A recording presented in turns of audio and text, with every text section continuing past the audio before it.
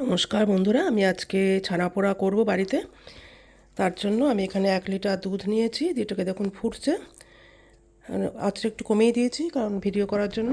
এটা ফুটে গেলে পরে আমি আঁচটাকে অফ করে দেবো, ধোঁয়াটা যাতে না থাকে। তারপরে দেখুন আমি এখানে এরকম লেবু নিয়েছিলাম। এখানে লেবু এরকম পাওয়া যায়। আমি অর্ধেকটা লেবু এরকম ভালো করে জুস করে নিয়েছি। তার সঙ্গে যে পরিমাণে জুস সেই পরিমাণে জল দিয়ে নিয়েছি। এটা দিয়ে আমি কাটাবো, তাহলে একটা সুন্দর লেবুর গন্ধ আসবে। আর যেটা আপনাদের লাগবে সেটা হচ্ছে, এখানেতে আমি 2 চামচ সুজি নিয়েছি।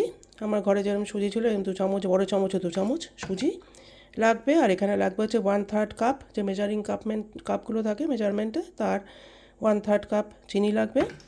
আর লাগবে বড়ো চামচের 1 চামচ ঘি লাগবে। আর এখানে একটুখানি কার্ডমম পাউডার এখানে রয়েছে, সেটা দেবো। আর যেটা লাগবে আপনার দেখুন, এখানে আমি একটা ফর্মের মধ্যে এখানে ঘি বাটার পেপার ঢুকিয়ে ঘি মাখিয়ে নিয়েছি চারদিকে ভালো করে। প্রথমে আগে আমি এইটাকে কেটে নেব, দুধটাকে কাটিয়ে নেব। তার জন্য দুধটা একটুখানি আঁচটা গরম করে দিলে পরে এটা ফুটতে আরম্ভ করবে। এর মধ্যে আমি আঁচটা অফ করে আস্তে আস্তে করে লেবুর রসটা দিয়ে ছানাটাকে কাটিয়ে নেব। এই যে বন্ধুরা, আমি আঁচটা অফ করে দিয়েছি, দুধটা ফুটে গেছে ভালো করে। আমি এখানে ফুল ফ্যাট মানে 3.5% ফুল ফ্যাট কাউ মিল্ক নিয়েছি। আপনারা যেরকম দুধ আছে সেই ধরনের দুধ দিয়েই তৈরি করতে পারেন। আমি এটা করে দেখাচ্ছি আপনাদের যে কেমন হবে। এবার দেখুন, এখান থেকে আমি আস্তে আস্তে করে একটু দেবো। ছানা কাটার জন্য দিলাম জল আর লেবুর মিশ্রণটা। আস্তে আস্তে করে এটাকে ফোটানো, ওটাকে ঘুরিয়ে ঘুরিয়ে করছি। এটাকে আপনাদের দিতে হবে যতক্ষণ অবধি ছানাটা কেটে আসছে। তারপরে তো আমি এটাকে আবার একটা ছাঁকনি দিয়ে জলটা ফেলে দেবো। দেখতে থাকুন কীভাবে করছি।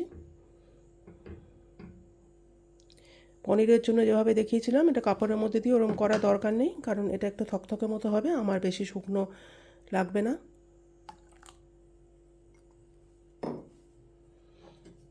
আপনারা ভিনিগার দিয়েও কাটতে পারেন। আমি এটাকে লেবু দিয়ে কাটালাম, তাহলে পরে এই ছানা পোড়ার মধ্যে লেবুর গন্ধটা একটু ভালো মতন আসবে।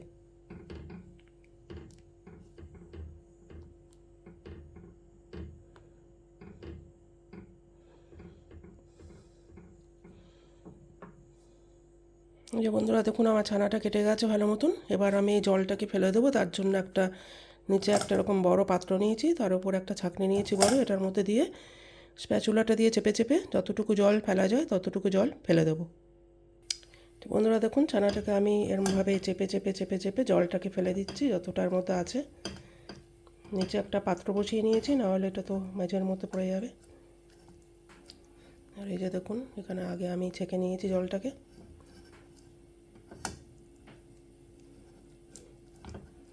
বাস, এর বেশি আর আপনাদের করতে হবে না, ছাঁকতে হবে না, কারণ এটা একটু থকথকে মতন হবে তো ওই জন্য। এবার আমি এটাকে একটা প্লেট নিয়ে আসছি। প্লেটের মধ্যে বা একটা বাটির মধ্যে আপনারা যার মধ্যে মাখতে চান তার মধ্যে মাখিয়ে নেবেন ভালো করে। তার জন্য একটা প্লেট বা বাটি কিছু একটা নিচ্ছি আর কি। নিয়ে এটা ঢেলে তার মধ্যে চিনি আর সুজিটা যে রেখে দিয়েছি মেপে, সেটা দিয়ে দেবো।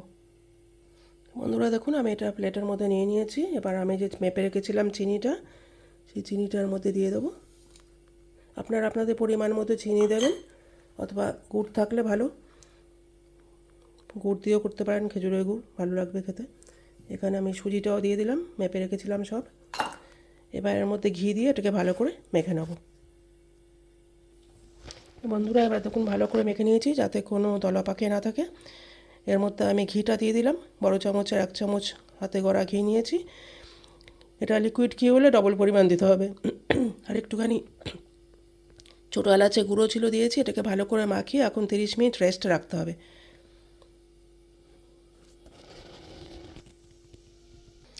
এই যে বন্ধুরা, আমি ভালো করে ঘি আর ছোটো এলাচে গুঁড়োটা মাখিয়ে নিয়েছি। 30 মিনিট রাখতে হবে, কারণ সুজি দিয়েছি তো, সুজিটা একটু ফুলবে।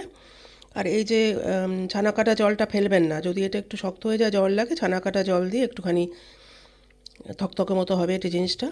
এখানে আমি এখন আধা ঘন্টা রেখে দিয়ে তারপরে ফিরে আসছি দেখানোর জন্য। এর মধ্যে আমি এই যে এটা ওভেনটাকে প্রি হিট করতে দিয়েছি। আপনাদের ওভেন না থাকলে একটা কড়াই গরম করে ভেতরে যেরকমভাবে স্ট্যান্ড করে কেক তৈরি করেন ওইভাবে ওভেনটা তৈরি করে নেবেন ওপরে। আমার তো ওভেন রয়েছে এখানে, গ্যাস ওভেন। তা আমি ওভেনেতে দিয়েই করবো। এটা কিন্তু মাইক্রোওয়েভ নয়, এমনি ওভেন আর কি। তা ফিরে আসছি আধ ঘন্টা পরেতে। যে বন্ধুরা, আমি আধ ঘন্টা পরে আমি একটু ভালো করে মাখতে গিয়ে দেখি একটু শুকিয়ে গেছে, মানে জল টেনে নিয়েছে। তাই আমি একটু ছানা কাটার জল ওই বড় চামচের 1 চামচ দিয়েছি, দিয়ে ভালো করে মেখে নিয়েছি। নিয়ে এটাকে এটার মধ্যে সেট করে দিয়েছি। আমার এটা যেরকম কেক তৈরি করে, ছোট কেক তৈরি করার যন্ত্র, এটা খুলে নেওয়া যায়। এটাকে আমি এখন ওভেনেতে প্রিহিট করেছি 180 ডিগ্রিতে। সেটাতে আমি 45 মিনিট থেকে 50 মিনিট বেক করতে দেবো। বেক করার পরে হয়ে গেলে দেখাচ্ছি কেমন হয়েছে দেখতে। তো বন্ধুরা, আমি 45 মিনিট পরে বের করলাম ওভেন থেকে। একটা কাঠি দিয়ে দেখছি যেরকমভাবে কেক চেক করে, গায়ে কিছু লেগে নেই। তার এটা হয়ে গেছে। উপর দিকটার বেশি রঙ আর আসেনি, ভালোই এসছে রঙটা। এবার আমি এটাকে উল্টে খুলে নেব, তারপরে দেখাচ্ছি আপনাদের কেমন দেখতে হয়েছে। এই যে বন্ধুরা, ঠিক এরকম দেখতে হয়েছে, খুবই সুন্দর হয়েছে। আমার ভিডিওটা ভালো লাগলে চ্যানেলটি সাবস্ক্রাইব করার জন্য অনুরোধ রইল। Thank you very much. আমি কেটেও দেখাতে পারি একটু, দাঁড়ান 1 মিনিট, আমি কাটছি। যে বন্ধুরা দেখুন, কেটেছি, কি সুন্দর দেখতে হয়েছে, দারুণ সুন্দর গন্ধ বেরোচ্ছে। আমার ভিডিওটি ভালো লাগলে চ্যানেলটি সাবস্ক্রাইব করার জন্য অনুরোধ রইল। Thank you very much. ভালো থেকো, সুস্থ থেকো, দেখা হচ্ছে পরে ভালো কোনো ভিডিওর সঙ্গে। Bye bye.